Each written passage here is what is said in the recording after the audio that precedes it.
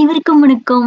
Summer வந்துட்டாலே எனக்கு பிடிச்ச விஷயங்கள்ல ஒண்ணு, சாயந்திர நேரத்துல வாக்கிங் போலான்னு வெளியில போனோம் அப்டின்னா, நெறைய மான்கள் பார்க்கலாம், முயல் குட்டிங்கள பார்க்கலாம், நெறைய வாத்து கூட்டம் பார்க்கலாம். சில நேரங்கள்ல பார்த்தீங்கன்னா, ஆமைகள் கூட பார்க்கலாம். ஆனா, இன்னைக்கு தான் முதல் முறையா இந்த ஸ்கங்க் பார்த்துருக்கேன் நானு. அதுவும் 1 மட்டும் இல்ல, மொத்தமா 4 சேர்ந்து இருந்தது.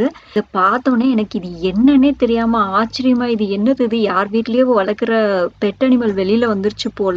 அப்படின்னு தான் நான் நெனச்சுட்டு இருந்தேன். அப்புறம் என்னோட பசங்க தான் சொன்னாங்க, "இது ஸ்கங்க்" அப்படின்னு.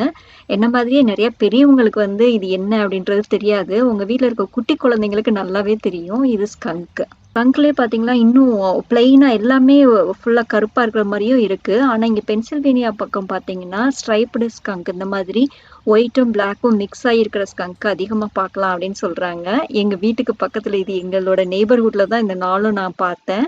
அதுவும் பார்த்தீங்கன்னா, 4மே பார்த்தீங்கன்னா, ஒண்ணோட ஒண்ணு பிரிஞ்சே போகல. அவ்ளோ சேர்ந்தே இங்கிட்டு, அங்கிட்டு ஓடிட்டு இருந்தது, விளையாண்டுட்டு இருந்தது. இன்னொரு முக்கியமான செய்தி, இந்த ஸ்கங்க்குக்கு பக்கத்துல நம்ம போகவே கூடாது. நான் கொஞ்சம் பக்கத்திலேயே போய் நின்னு வேடிக்கை பார்த்துட்டு இருந்தேன். அப்ப என்னோட பசங்க தான் சொன்னாங்க, "பக்கத்துல ரொம்ப க்ளோஸா போகாதீங்க. அது பயந்து போயி அது என்ன பண்ணிரும், ஸ்ப்ரே பண்ணிரும்." அப்படின்னு சொன்னாங்க. ஆமாங்க. இந்த ஸ்கங்க் பார்த்தீங்கன்னா, 10 அடியிலருந்து 12 அடி தூரத்துல இருந்து கூட நம்ம மேல வந்து அது ஒரு ஒரு ஸ்ப்ரே ஒரு லிக்விட் மாதிரி ஒண்ணு ஸ்ப்ரே பண்ணி விட்டுருமாம்.